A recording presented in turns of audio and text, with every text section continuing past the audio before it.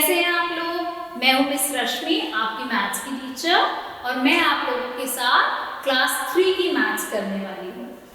ये special exclusive programme आप लोगों के लिए बनाया गया है, जिसमें मैं आपको ऑनलाइन और आपके कैट्स आपको ऑफलाइन पढ़ाएंगे। इस प्रोग्राम में आपको आपके सब्जेक्ट की नॉलेज एनहांस करी जाएगी, और किसी भी पॉइंट पे आपको कोई भी डाउट हो, आप अपना हैंड रेज कीजिएगा, तो आपके कैट्स आपको हेल्प करेंगे और आपकी क्वेरी रिजॉल्व करेंगे। तो आप लोग अपना होमवर्क और क्लास वर्क जरूर पूरा कीजिएगा। तो स्टार्ट करते हैं आज का lesson. Hello students, I am miss Rashmi and आज हम मैथ्स में एक बहुत इंटरेस्टिंग चीज करने वाले हैं, और वो क्या है? पैटर्न्स। तो पैटर्न्स करने से पहले आप अपने आसपास देखेंगे कि कहाँ पे हमको नेचर में पैटर्न दिखाई देता है, कहाँ पे हम लोग देख सकते हैं कि कुछ चीज रिपीट हो रही है। पैटर्न का मतलब क्या है? तो पैटर्न का मतलब है एक ऐसा सीक्वेंस या एक ऐसी चीज जो अपने आप को रिपीट कर रही है।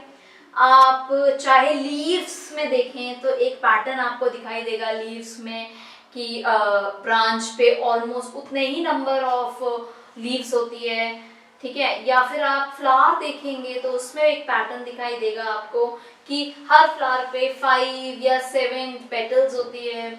और इसके अलावा आपने स्नेल देखा होगा तो उसका जो शेल होता है उस पर भी पैटर्न होता है, टर्टल होता है उसके शेल पे पैटर्न्स होते हैं। तो पैटर्न्स हमारे नेचर में हमेशा से था। अब ये मैथ से कैसे रिलेटेड है? एक्चुअली जो पैटर्न्स हैं वो सीरीज और सीक्वेंसिंग होती है जो कि अपने आप को रिपीट करती है। तो जब हम बड़े हो जाएंगे और आप में से कोई बच्चा जो है कंप्यूटर इंजीनियर बनेगा, या आप में से कोई बच्चा जो है आर्किटेक्ट बनेगा, तो आपको तब समझ में आएगा कि ये जो पैटर्न्स जो हमने कभी बचपन में पढ़े थे, ये जो कभी पैटर्न्स हमने आसपास देखे थे, ये कंप्यूटर प्रोग्रामिंग में बहुत ज़्यादा हेल्पफुल होते हैं, ये कंस्ट्रक्शन में बहुत ज़्यादा यूजफुल होते हैं। इसके अलावा आप अपने घरों में कभी रंगोली बनाते हैं या कभी पेंट करते हैं तो उसके अंदर के जो कलर सीक्वेंसिंग कोडिंग होती है ये बहुत ज़्यादा इम्पोर्टेंट होती है, ठीक है। तो कोडिंग हो या घरों के लिए कलर चूज करना हो या अपने मनपसंद की कोई ड्रेस बनवानी हो, colour and coding, patterns, sequencing, ये सारी बहुत इंपॉर्टेंट चीजें हैं, ठीक है। अपना चैप्टर आगे फॉरवर्ड करने से पहले यहाँ पे आप देख सकते हैं कि मैंने यहाँ पे कुछ चीजें ड्रॉ कर रखी है। तो आप मुझे बताना नेक्स्ट फिगर क्या आने वाली है। देखो, circle square circle square circle square, तो यहाँ क्या आएगा? तो हमने देखा कि हमारी दो ही चीजें हैं जो कि बार बार रिपीट कर रही है अपने आप को, सर्कल और स्क्वायर। और हर सर्कल के बाद एक स्क्वायर आ रहा है, जिसके बाद एक सर्कल आ रहा है। तो एक सर्कल के बाद स्क्वायर आ रहा है, स्क्वायर के बाद क्या आएगा? एक और सर्कल, और उसके बाद क्या आएगा? एक स्क्वायर, ठीक है। तो यहाँ पर आप लोगों को समझ में आ गई ये चीज। तो ये जो था ये हमारा शेप सीक्वेंस है, शेप पैटर्न है, इसके अंदर डिफरेंट काइंड ऑफ शेप्स जो है वो आ रही है। अब शेप सेम काइंड की भी हो सकती है, बट वो स्मॉल, बिग, बिगर भी हो सकती है। जैसे कि यहाँ है एक छोटा सर्कल, एक मीडियम सर्कल, एक large circle, small, medium, large. So small, again there will be medium, there will be a large circle. फिर after large circle what will we have? We will have a small circle. ठीक है। अब यहाँ पर colour के बाद, shape के बाद आता है कलर सीक्वेंस या कलर पैटर्न। आप देखेंगे तो कलर पैटर्न में आप देख रहे हैं यहाँ पे black, red, blue, black, red, blue, black, red. अगला क्या आएगा? Yes, the next will be blue. और ब्लू के बाद क्या आएगा? देखो, किसी भी ब्लू को उठाओ, ब्लू के बाद ब्लैक आना चाहिए, ब्लू से पहले रेड आना चाहिए। तो ब्लू से पहले ऑलरेडी रेड हम देख रहे हैं, और ब्लू के बाद एक ब्लैक हम देख रहे हैं, ठीक है। तो ये तो थे हमारे pattern of shape and pattern of colours. उसी तरह हमारे पैटर्न ऑफ नंबर भी होते हैं, ठीक है। तो हम एक छोटी सी गेम खेल सकते हैं यहाँ पे, ठीक है। क्या, कैसे गेम खेलते हैं?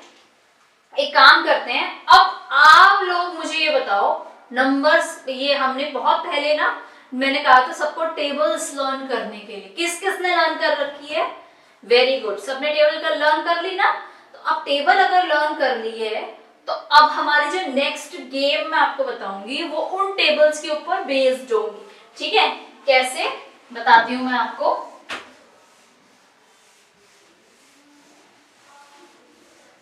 ठीक है, अच्छा यहां पर मैंने एक नंबर लिखा है 3, 6, 9, 12। मैं आपसे पूछ रही हूँ अगला नंबर क्या होगा, अगले 3 नंबर क्या होंगे? तो आप देख रहे हैं ये कौन सा टेबल हमारा चल रहा है? 3 1 3, 3 2 6, 3 3 9, 12। अगला क्या बनेगा? Yes, next will be 15। Now again otherwise also आप देख सकते हैं 3 4 5 6 7 8 9 10 11 12 13 14 15 16 17 18 19 20 21। ठीक है, तो ये हमारा एक पैटर्न है। ठीक है, इसी तरीके से हम बहुत सारे पैटर्न्स बना सकते हैं, इंक्रीजिंग डिक्रीजिंग, जैसे कि 30 25। फिर आप बताओ क्या बनेगा? यहाँ पे देखो 30 25, 5 कम जा रहे हैं, 5 पीछे जा रहे हैं। ठीक है, फिर यहाँ पे बनेगा 20 15 10 एंड सो ऑन। अगर मेरे पास नंबर इस तरीके से है 9 7 5 9 7 5 9, तो क्या देख रहे हैं आप? Repetition of a kind of number. 975 975 9, अगला क्या आएगा? 7, अगला क्या आएगा? 5। तो मैं आपको गेम क्या बताने वाली थी, एक गेम तो ये है, हर बच्चा अपने दिमाग में कोई भी एक पैटर्न सोचेगा। Pattern can be related to these things, the tables that you have done। तो सपोज करो मैंने अपने मन में सोचा कि मैं आज पैटर्न बनाऊंगा टेबल 4 की टेबल से। ठीक है, और आप अपना जो वो है पैटर्न वो इस तरीके से रैंडमली आप बता सकते हैं। जैसे कि 4 की टेबल से अगर मैं पैटर्न बना रही हूँ तो जरूरी नहीं है मैं 4 से स्टार्ट करूं, मैं सीधा 12 से स्टार्ट कर सकती हूँ। 12 16 20। अब दूसरे बच्चे को बताना है कि ये क्या पैटर्न है और इसके आगे के 2 क्या बनेंगे या इससे पहले के 2 क्या बनेंगे नंबर। तो हर बच्चा अपना अपना एक पैटर्न जरूर बनाए। असिस्टेंट टीचर्स ये एक्टिविटी करने के लिए बच्चों को 5 मिनट का टाइम जरूर दें और बच्चों को एक दूसरे के साथ ये एक्टिविटी करने का मौका दें ताकि ये इस पर्टिकुलर टॉपिक से इनकी अंडरस्टैंडिंग थोड़ी सी इंक्रीज हो सके। ठीक है, और एक बड़ा इंटरेस्टिंग गेम है मेरे दिमाग में जो आप लोग खेल सकते हैं लास्ट के 5 मिनट में हमेशा अपनी क्लास के अंदर। इस क्लास का नाम है इस गेम का नाम है आई स्लिप। ठीक है, आई स्लिप कैसे एक हमारी गेम है। सपोज करो मैंने स्टार्ट किया, मेरी क्लास में 5 बच्चे हैं बैठे हुए। ठीक है, और मेरी टीचर ने नंबर लिया है 4 और उन्होंने बोला है 4 का गैप लेना है। ठीक है, तो टीचर ने बोला, असिस्टेंट टीचर आप स्टार्ट कर सकते हैं 4, बच्चा बोलेगा 5 6 7 और जब 8 बोलना की जगह बच्चे को बोलना आई स्लिप। तो मतलब कि 4 की टेबल पे बच्चा बोलेगा आई स्लिप। उसी तरह 9 10 11 आई स्लिप। 12 पे बोला आई स्लिप। अब अगले बच्चे को बोलना है 13 फिर 14 फिर अगला बच्चा बोलेगा 15 और जो बच्चा 16 बोलेगा 16 की जगह आपको क्या बोलना है? आई स्लिप।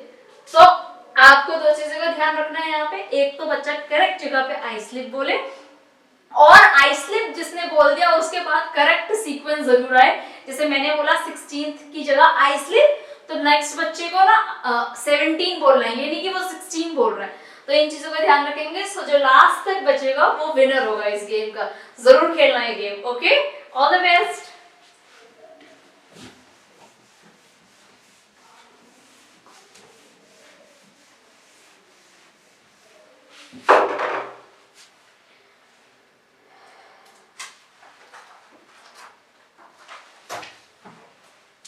पैटर्न्स को फर्दर बेटर अंडरस्टैंड करने के लिए हम लोग लाइंस एंड पैटर्न्स पढ़ते हैं, ठीक है। तो दो तरीके की लाइंस मैं आपको यहाँ पे बताऊंगी, एक हमारी स्टैंडिंग लाइन और एक हमारी स्लीपिंग लाइन। स्टैंडिंग लाइंस हमारे होते हैं वर्टिकल लाइंस,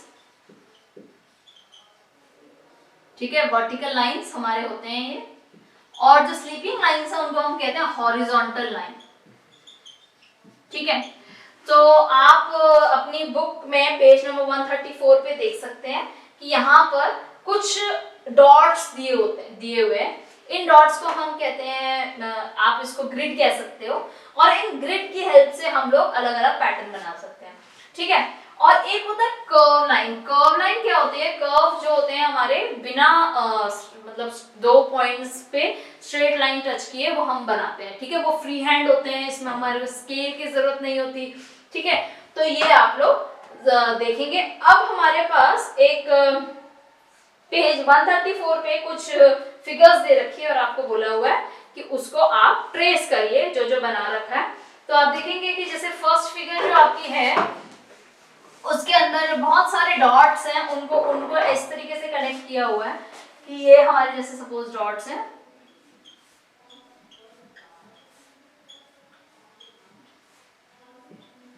ये हमारे डॉट्स हैं, और हमारे को किस तरीके से कनेक्ट करना है। सपोज मैं यहाँ से स्टार्ट कर रही हूँ, मेरे को फर्स्ट डॉट देखो डायगोनल में लेकर जा रही हूँ, एक स्ट्रेट लाइन बनाया मैंने, फिर मैंने दो डॉट्स के बीच में इस तरीके से स्ट्रेट लाइन बनाया, फिर मेरे अगले जो स्ट्रेट लाइन है वो ऐसे बन रहा है, ये दोनों आपस में ज्वाइन नहीं करनी, और मैंने ऐसे ये दोनों ये लाइंस। तो आप देखेंगे कि मेरे हर फिगर के बीच में दो डॉट्स इस तरीके से छूट रही है, और मेरे इस तरीके से मैं इनको फर्दर बनाऊंगी, ठीक है। तो आप ये एज एन एक्टिविटी अपनी क्लास में करेंगे, ठीक है। इससे क्या होगा कि आप लोगों को जो पैटर्न्स और सीक्वेंसिंग है वो और इजीली समझ में आएगी। ऑलराइट, तो अब हम जो करेंगे वो है concept check 9A। Concept check 9A के अंदर यहाँ पर आपको रंगोली पैटर्न बोला गया बनाने के लिए। आपको ऑलरेडी जो है जो ग्रिड है वो आपको दिया हुआ है, और आपने अपनी अंडरस्टैंडिंग को रखते हुए अपनी अंडरस्टैंडिंग से इनको बनाना है, ठीक है। और जो सेकंड क्वेश्चन है उसके अंदर बोला है draw a star, a wheel, a hut on the dots given. तो आप लोग क्या करेंगे, आप ये स्टार, व्हील और हट अपने बुक में ही ड्रॉ करेंगे पेंसिल से, ठीक है। जैसे कि हट और स्टार बनाना तो मैं कहूंगी इजी है। स्टार कैसे बनता है कि भाई मैंने अगर ये डॉट्स बनाए हैं, ये मेरे डॉट्स हैं, और मुझे कोई बोल रहा है कि मुझे इसमें स्टार बनाना है, तो स्टार बनाना मेरे लिए बहुत आसान है, ठीक है। क्यों आसान है? क्योंकि स्टार के अंदर हमारी जो है स्ट्रेट लाइंस यूज होती है। ऐसे मैंने इसको बोला कि चलिए मैं इसको थोड़ा सा और इलेबोरेटिव बना देती हूँ स्टार को, ठीक है। तो मैंने सबसे पहले तो ये बनाया कि मेरे को इस तरीके से अपना स्टार बनाना है, ये मैंने अपना स्टार बनाना है, ठीक है। तो अब मैं ऐसे ले सकती हूँ, ठीक, और फिर मैं इसको ऐसे ले सकती हूँ, ऐसे ले सकती हूँ, ठीक। तो आपको ये चीज अपने आप से वो करनी है, थोड़ा सा जजमेंट करना है ताकि आपका स्टार स्टार लगे। मेरा थोड़ा लग नहीं रहा है, प्लीज आप अपने आप थोड़ा सा इसको जज करेंगे, ठीक है। व्हील हमारा पूरा का पूरा कर्व बनेगा, जैसे ये मेरा व्हील है, ये पूरा कर्व बनेगा, फिर इसके अंदर भी कर्व बनेंगे। इनके अंदर के जो स्पूक्स है वो आप चाहो तो वो आप देखना किस तरीके से आप लोग बनाएंगे स्पूक्स को, ठीक है। और हट बहुत इजीली आप बना पाएंगे, आप इस तरीके से एक हट का बना लेंगे, ठीक। तो ये आप करेंगे क्वेश्चन, और खुद से करेंगे, चाहे गलत बने सही बने, अपने असिस्टेंट टीचर्स को करके खुद से दिखाएंगे। एंड असिस्टेंट टीचर्स आप चाहें तो आप इनकी नोटबुक के अंदर एक स्टार दे सकते हैं उस बच्चे को जो सबसे अच्छा आपको करके दिखाए, और उसकी नोटबुक, उसकी बुक जो है वो पूरी क्लास में आप रोटेट जरूर कराना, ताकि और बच्चों को पता चले कि किस तरीके से ये काम करना है, ठीक है।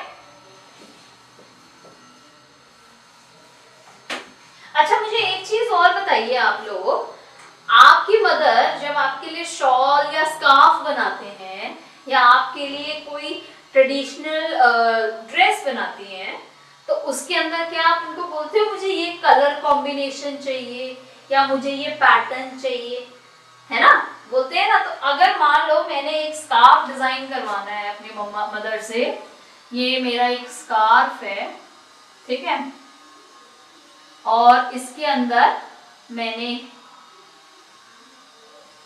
बोला अपनी मदर को कि मुझे जो है आप कलर पैटर्न्स ऐसे रखना, red green yellow, red green yellow, इस तरीके से कलर पैटर्न मेरे में रखना। तो अगला कलर क्या आने वाला है यहाँ पर, रेड। आपकी मम्मा ऐसे मिसअप वो तो नहीं करती ना, मैसअप तो नहीं करती ना कि आपके कलर्स जो अलग अलग लगा दे रेंडमली कुछ भी, उसमें भी एक पैटर्न होता है ना।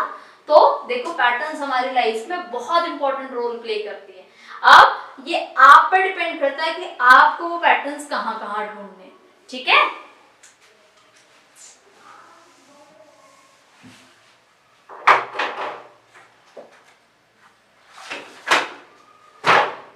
तो अब मैं आपको जो कराने वाली हूँ वो है पैटर्न्स एंड रूल्स, ठीक है। पैटर्न्स ऐसा तो नहीं है कि हमेशा जो है किसी क्या कहते हैं रैंडम होंगे। पैटर्न्स का हमेशा कोई ना कोई सेट रूल होता है, ठीक है।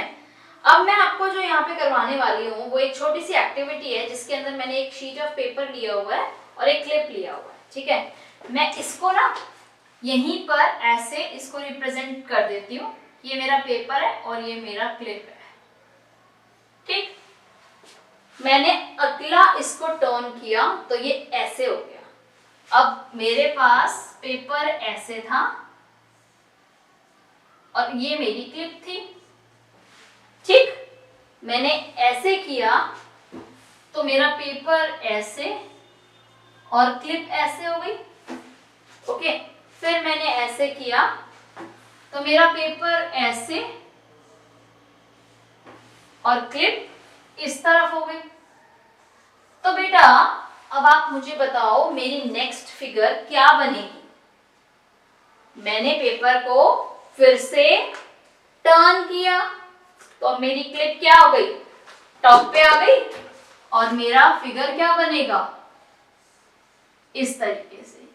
तो जब भी हमें फाइंड आउट करना है पैटर्न के अंदर नेक्स्ट फिगर क्या बनेगी, तो हमने अपने दिमाग में वर्चुअली उस फिगर को रोटेट करना है, ठीक है। जब आप अभी थोड़े टाइम बाद मैं आपको रोटेशन और रोटेशनल सिमेट्री भी कराऊंगी तो उसमें मैं आपको और बताऊंगी कि जब आप रोटेशन करते हैं और जितने नंबर ऑफ टाइम पे मुझे ओरिजिनल फिगर वापस मिल जाती है तो वो उसकी डिग्री ऑफ रोटेशन होता है, ठीक है। जैसे यहाँ पे मुझे फोर्थ टाइम पे 1 2 3 फोर्थ टाइम पे ओरिजिनल फिगर वापस मिल रही है, तो इसका जो डिग्री ऑफ ओरिजिन रोटेशन है वो 4, मतलब इसका जो नंबर ऑफ टाइम्स होगा वो 4 हो जाएगा और डिग्री जो होगी वो 90 आएगी।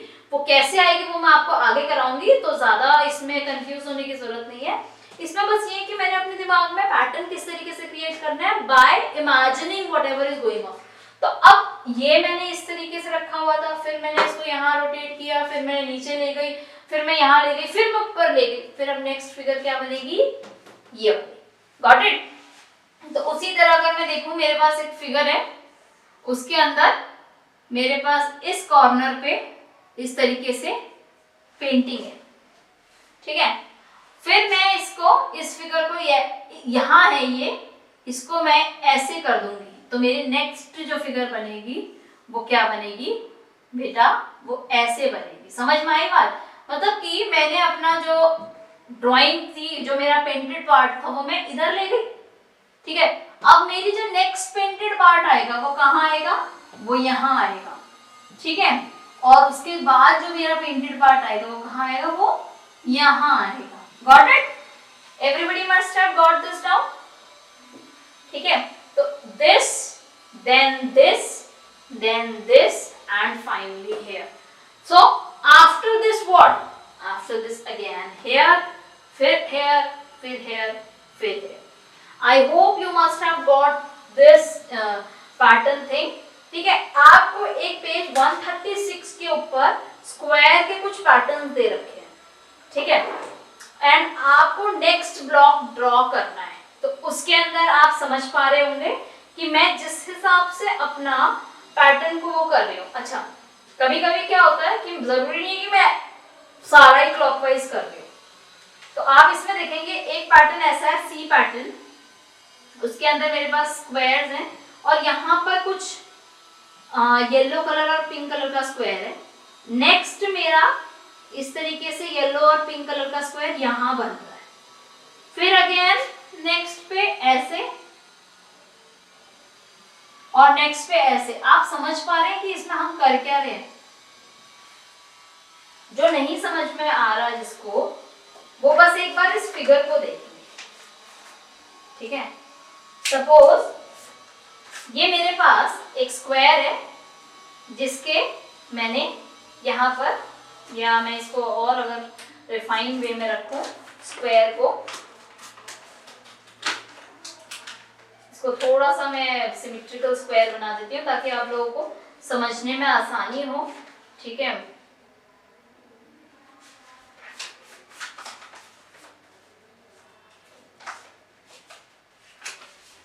ठीक, अब आप देखेंगे कि ये एक स्क्वायर है और इस स्क्वायर को मैंने यहाँ पर वो जो मेरा था पेट, वो इस तरह लगा दिया. ये मैंने किया. अगले शेप में वो ऐसे हो गया, फिर अगले शेप में ऐसे हो गया, फिर अगले रोटेशन में ऐसे हो गया. तो मेरी फिगर बेसिकली ऐसे और ऐसे, ऐसे और ऐसे जा रही है. ठीक है ना, तो जरूरी नहीं कि वो हमेशा हर बार जो है वो कर रही है. तो बट कभी कभी वो सिर्फ ऐसे राइट लेफ्ट भी रोटेट कर सकती है. तो हमारा यहाँ पर जो है कंसेप्ट चेक 9B हम लोग करेंगे, इसी के ऊपर जो बेस्ड है कंसेप्ट चेक 9B. ठीक है, तो इसके अंदर देखते हैं हम कुछ क्वेश्चंस. प्लीज देखिए.